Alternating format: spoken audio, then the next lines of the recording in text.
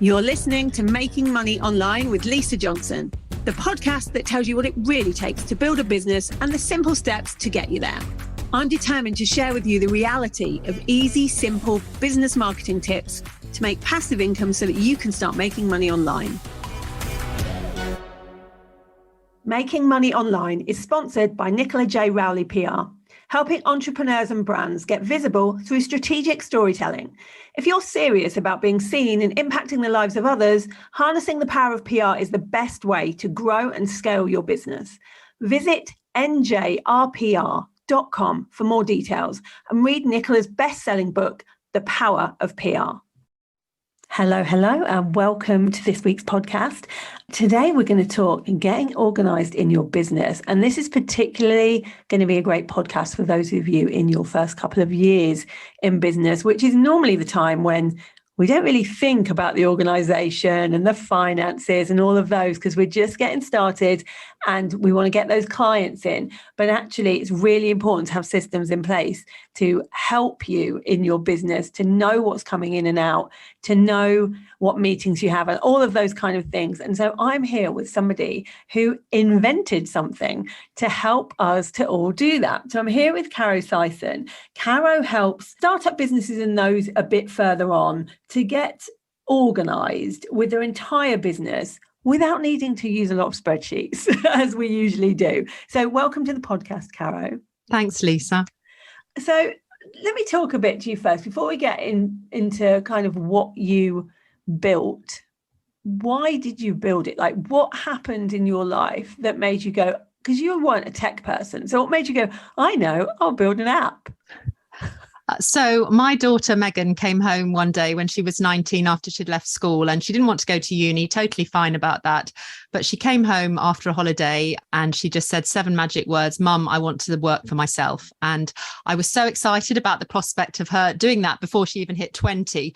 But my biggest concern was because she has dyscalculia, can't understand numbers, spreadsheets, super creative, but the finance part wasn't going to be her game. So I knew that she would be amazing at what she did, but unless she managed all of this finance and the organization part, she wouldn't still be in business in 12 months. So I did a lot of due diligence, looked around, could find at least 50 apps, all doing one strand of something or other, but nothing all in one place. And I just thought, well, something needs to join up all the dots in her business, needs to be in color because business always looks better in color. It does. And I think I will make it for her. How hard can it be? I'm a mum, I can do anything. So I set about on this tech journey, having never written a line of code and never planning to, and totally in over my head right from the get-go. I love that you didn't have anything to do with code and you'd had nothing to do with like finances in business or anything. And you were just like, yeah, I can do this. There are so many people that kind of think, well, that's not my forte. Like, I can't do that because I've never done it before. But that didn't faze you at all. You were just like, well, surely I can do it. I've been a mum. I'm a mum. Thing. Mums can do anything, can't we? That's just what we do. So where did you start? How did you start? Like, I wouldn't even know where to start building an app. It's been such a roller coaster. I just did a whole big brain dump. I contacted a friend whose husband did some tech stuff, and I started doing what they call wireframes, and we sort of mapped a load of stuff out. And then we got to a point where we had to start putting some code together. But my first year I was totally naive. I got really burnt. And when I was just about to what I thought was launch, 2 weeks before the launch, the guy just disappeared, did a runner. I had nothing and I hadn't seen any final version. And I'd spent a shed load of money and had nothing to show for it. And I was mortified. And we had a stand booked at the NEC in Birmingham at the beauty show. We'd got all the T-shirts printed and I had nothing. And I just said to Megan, right, we're going to put our big girl pants on. We're going to go up there anyway, tell everyone it's the pre-launch party and we will stand and tell everyone. And we collected 300 email addresses of people about this fictitious app that didn't exist yet. And I was just saying, oh, yes, it's on its way, which it wasn't because we'd grind to a halt. So what happened then? Did you then get somebody else to take over or did he come back? Yeah, no, he disappeared. He had nothing for me. So I've been through 6 developers, and it's been a total journey. I've been with my current team for about the last 3 years. And as usual, with a curveball in Pocket PA, they were based in the Ukraine. So we spent most of this year rescuing them and trying to keep things going. But yeah, I've been through a lot of different developers to get to this version 3.0 that we have now. And I've learned a huge amount. I think only about 2% of the tech industry is female founders, and even smaller percentage women of a certain age. So I think I'm living proof. If you want to get into it, it is possible. Yeah, you can do it. So tell us a bit about the app. I've obviously seen the version that is there now. When it first started, what did it do and what did you want it to do? I wanted it to do everything that it does now, but it didn't, clearly. It was just I started off with an iPhone app, an actual native app that you downloaded from the Apple store, because that was what Megan needed. She just wanted it on her phone, and I was making it for her, as a self-indulgent mum does. And it very quickly became apparent that these sorts of things are built on platforms, on a web app where you don't have to download anything, but that was going to be a much bigger affair. So I needed it to work on a web browser, and then it would be mobile friendly. So I've learned all of these things, and we've built it in a particular way which adjusts different according to screen sizes. But at the beginning, it just literally did bookings and appointments, and then it just managed the income and the expenses. That was the nub of what I wanted it to do.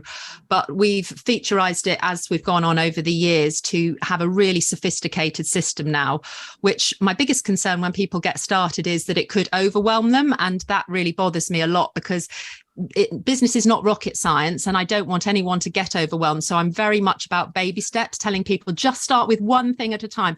Just this week, just add in your clients, add in your services. Client plus service equals appointment. Just get started with that. And then once you get used to that, next week you can start adding in your income. The week after, you can do your expenses. And once you've got income and expenses, the magic happens, and you can see what money is left for you in your net income dial. And so it's about building up things and not sort of trying to conquer Rome in a day and believing that you're going to have all your business on it by the weekend, because that's just not realistic. And you don't need to anyway. Like, I think it's nice to get used to one feature at a time. Like, I think that the brilliant thing about it, I've obviously seen it, is it's really easy to use. Like, you're a data entry person basically, and then it does everything else for you. And what I like about it is that when I started in business, although I did think about how much money I was making, I don't think I really thought about how much money I was spending. And this shows you because of the colors, it's very obvious if you're spending too much and not bringing in enough.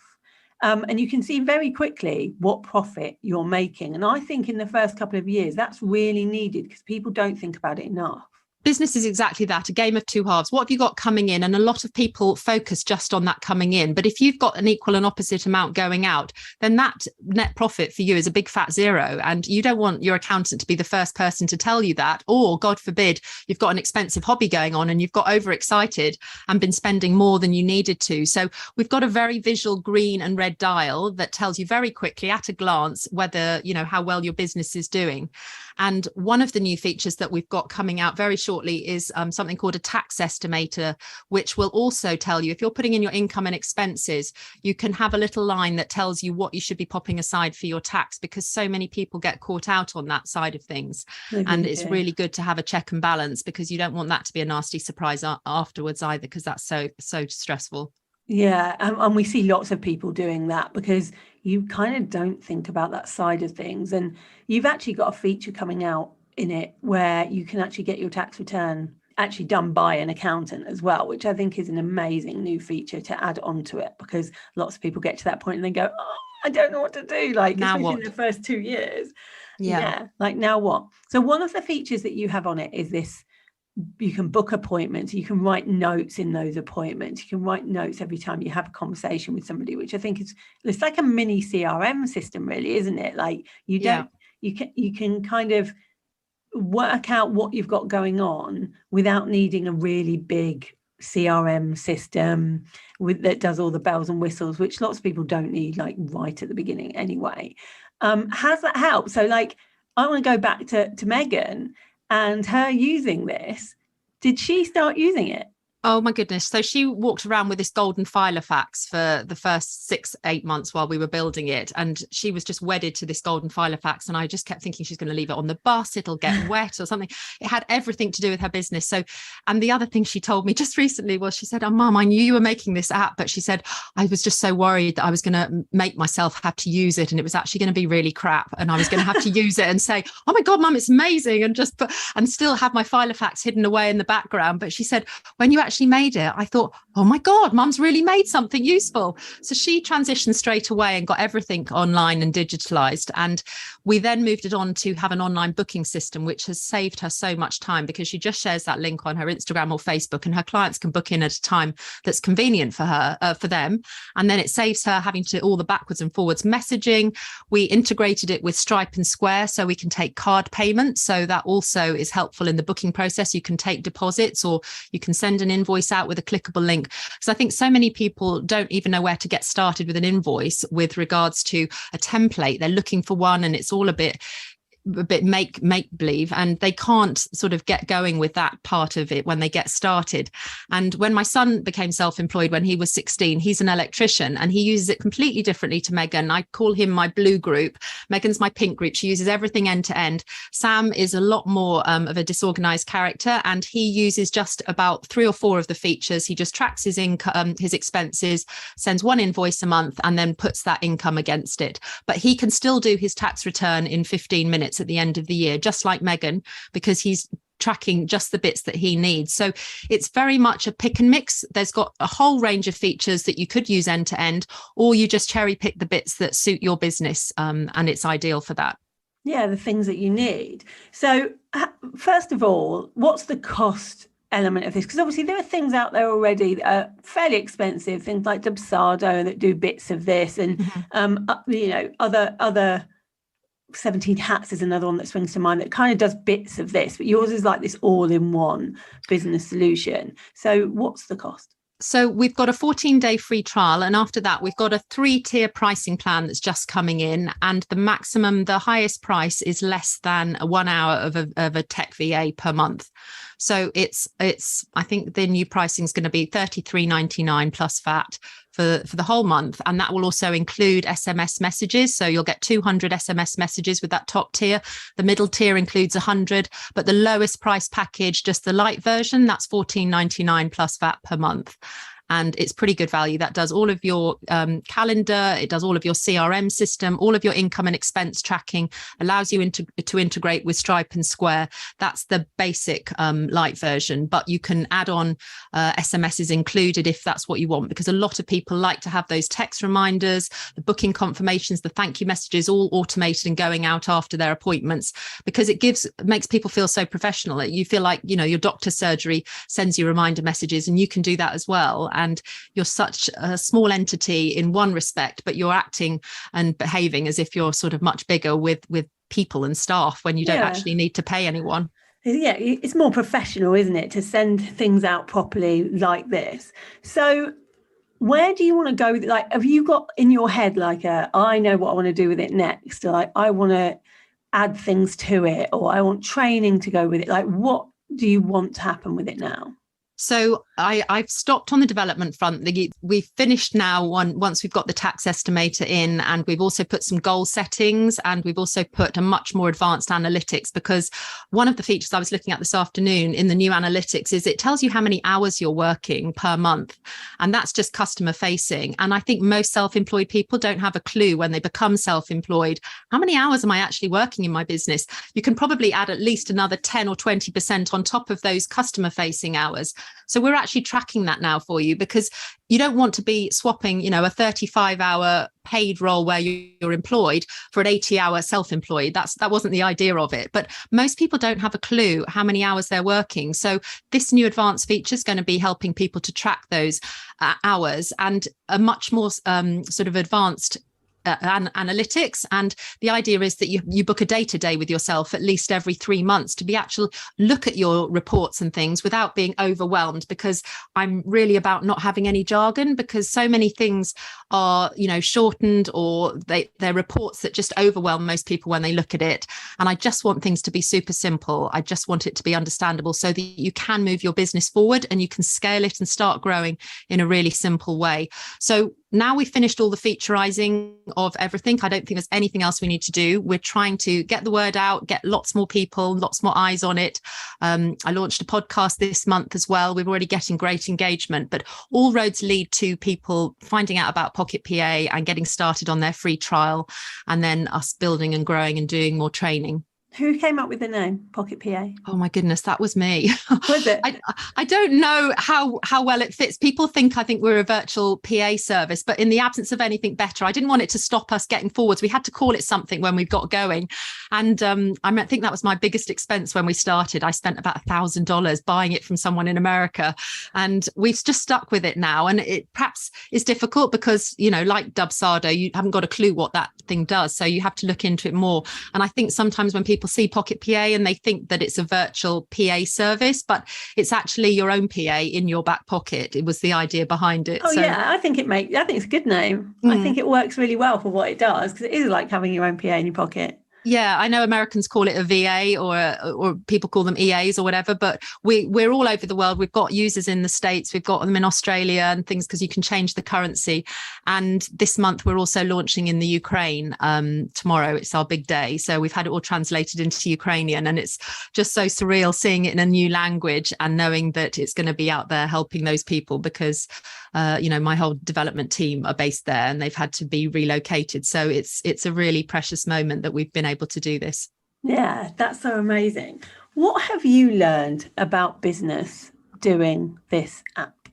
It has reminded me how simple business can be, that it really is a game of two halves, money coming in, money going out. And I've been balancing that all the way through. But I think it's about how accessible business is to everybody. And you really, really just need an internet connection and a phone these days, and you can set up. You just need an idea and you need to have a bit of confidence and that sort of thing to go out there. But business can really be simple, and it is open to everyone, and everyone can be successful.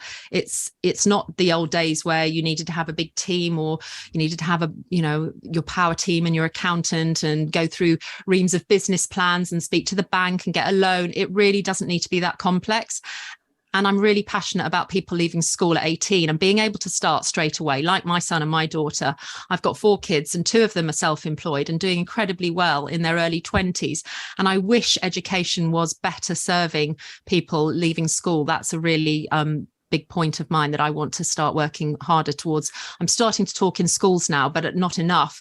I just want the education system to recognise that kids these days are wanting to go into self-employment. We're not making it easy enough. We're not putting it on the curriculum to prepare them with the tools and also to consider it as an option on careers. Yeah, it's not even a consideration. It's like they tell you these are the ways, that the things you can do next, and there's not one single mention of being self-employed. It's totally fine if you want to be a doctor, a pilot, a vet, one of those things. But if you wanted to be a tattoo artist or a hypnotherapist or a dog walker or, all of those things, self-employment is seen, well, never mind if you become a hairdresser. It's like the poor relation of you might end up in beauty. And it's so out of touch with the opportunities that are available for people leaving school. But also, mums that are going back to work, that are wanting to juggle a family, people that are retiring earlier now, and they've had an amazing hobby and a passion, but they've always been employed. They want to pursue that now and monetize it in some way. It doesn't have to be, earning 60,000. If you're earning 15, 20, 30,000,